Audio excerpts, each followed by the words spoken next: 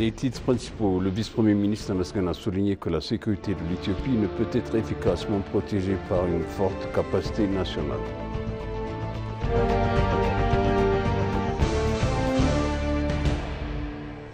Le vice-président du Parti de la Prospérité, Adam Farah, a dévoilé que la visite des hauts dirigeants du Parti de la Prospérité en Chine était un succès.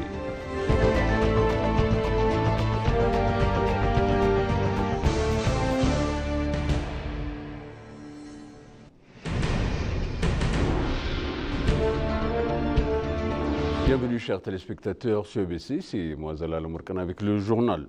Dans son discours d'ouverture lors de la cérémonie de la remise de diplôme des agences de sécurité à l'Université de sécurité nationale pour la première fois dans le programme de master, le vice-premier ministre Tamaskan a souligné que la sécurité et l'intérêt nationaux de l'Éthiopie ne peuvent être efficacement protégés que par une forte capacité nationale.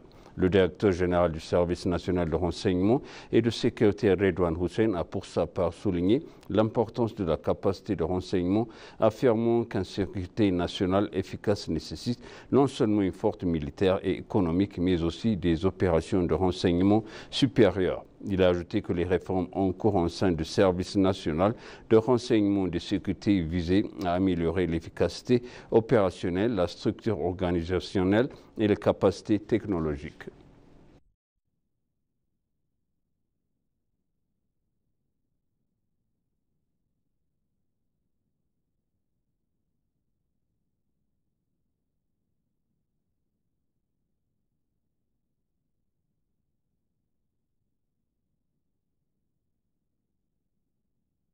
Le vice-président du Parti de la Prospérité, Adam Farah, chef du Centre de coordination pour la construction d'un système démocratique au rang de Premier ministre, a dévoilé que la visite des hauts dirigeants du Parti de la Prospérité en Chine était un succès.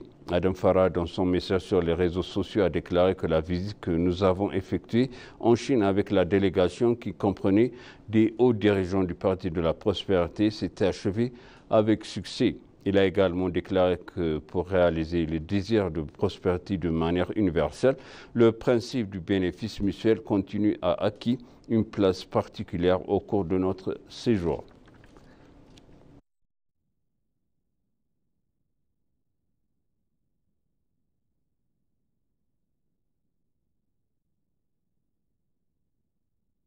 Selon le ministère des Affaires étrangères, les préparatifs pour accueillir avec succès la 38e session ordinaire de l'Assemblée de l'Union africaine et la 46e session ordinaire du Conseil exécutif sont en bonne voie. L'ambassadrice Birtukan Ayano, ministre d'État aux Affaires étrangères et président du Comité national du sommet de l'Union africaine, a mené une discussion avec les représentants de plus de 30 institutions du Comité national afin d'examiner les activités et les préparatifs du sommet.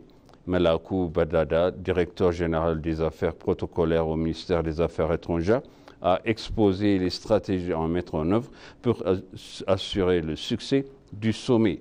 La 38e session ordinaire de l'Assemblée est prévue pour le 15 et 16 février 2025, tandis que la 46e session ordinaire du Conseil exécutif se tiendra les 12 et 13 février 2025.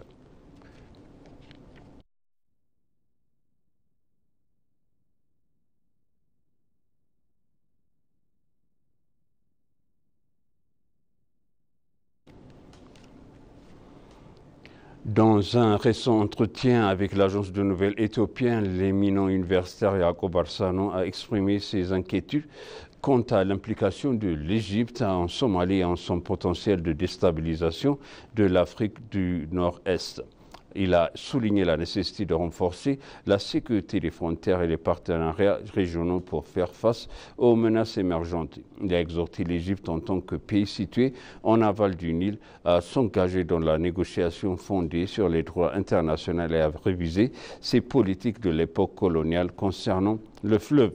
Yacob a exprimé sa crainte que la présence de l'Égypte puisse avoir des répercussions en long terme sur la stabilité régionale.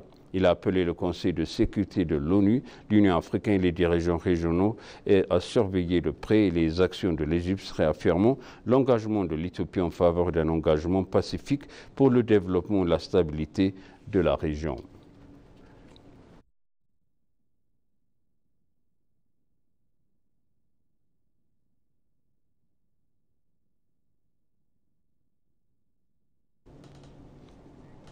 Dans un entretien exclusif à l'ENA, Hirsch Bleacher, qui défend également l'esprit d'entreprise chez les femmes, a déclaré: Je suis très enthousiaste quant aux opportunités commerciales en Éthiopie.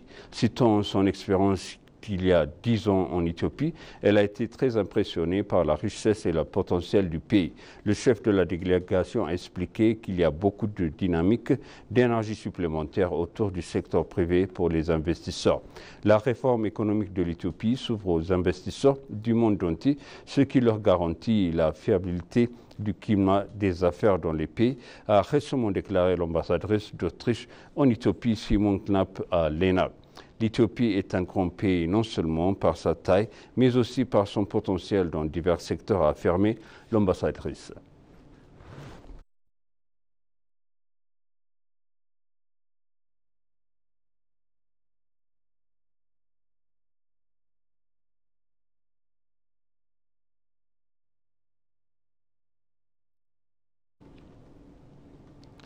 Dans un entretien exclusif avec l'ENA, l'ambassadeur maltain en Éthiopie, Ronald Mikal, a déclaré que mesures de l'Éthiopie mettent en œuvre d'importantes réformes macroéconomiques. Les entreprises maltaises reconnaissent le potentiel de divers secteurs.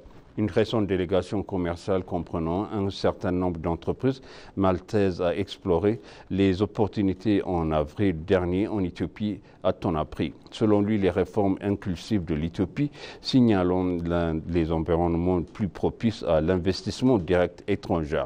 L'ambassadeur a également indiqué qu'un certain nombre d'entreprises maltaises sont à l'afflux d'opportunités d'investissement, en particulier dans le secteur de la santé, qui est un domaine clé. Dans ce secteur, il y a un grand potentiel non seulement en Éthiopie, mais aussi dans toutes les régions à travers l'Éthiopie, a-t-il indiqué. Il a également expliqué que le souhait de son pays de collaborer avec l'Éthiopie dans les domaines de l'intelligence artificielle et de l'éducation.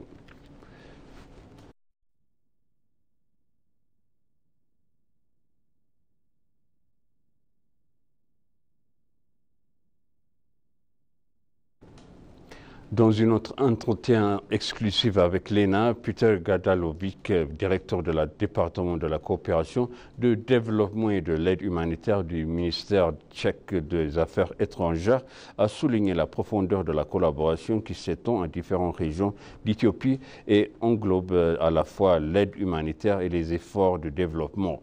La République tchèque s'efforce d'aider le peuple éthiopien dans divers domaines tout en favorisant la coopération de développement, a-t-il expliqué. La lutte contre le changement climatique nécessite une action à tous les niveaux, depuis les efforts de la base dans les petites exploitations agricoles jusqu'aux politiques stratégiques définies par le gouvernement fédéral, a souligné Gandalovlik. En outre, il a reconnu les avantages mutuels de cette coopération, soulignant que les experts tchèques acquerront des connaissances précieuses en travaillant aux côtés de leurs homologues éthiopiens.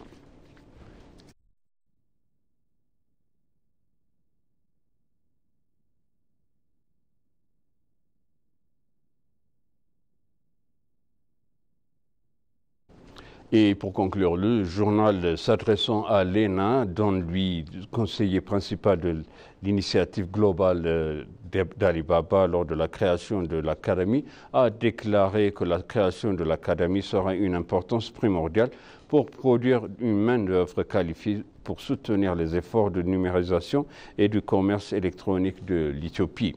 L'utilisation constante du commerce électronique contribuera de manière significative à accélérer le commerce extérieur du pays pour atteindre les marchés mondiaux, y compris la Chine, a déclaré lui. Suite à la signature du protocole d'accord sur la plateforme électronique du commerce mondial par Alibaba, en collaboration avec les Nations Unies et le gouvernement éthiopien, cela représente une réalisation remarquable dans le secteur, a-t-il expliqué. Le commerce électronique et l'économie numérique prendront le pas sur les entreprises mondiales et multinationales, a-t-il déclaré, ajoutant que l'Éthiopie y aspire.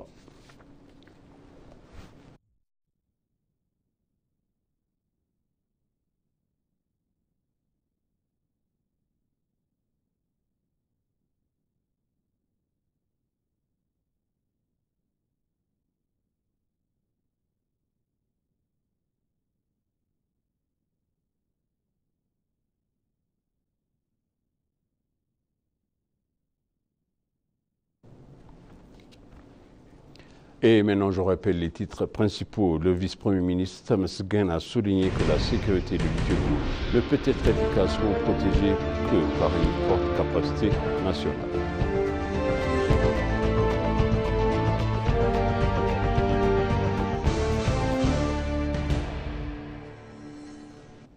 Le vice-président du Parti de la Prospérité, Adam Farah, a dévoilé que la visite des hauts dirigeants du Parti de la Prospérité en Chine était un succès. Chers téléspectateurs, ainsi s'achève le journal. C'était moi, Zala Ramourkana, avec vous et je vous souhaite une bonne suite de programme.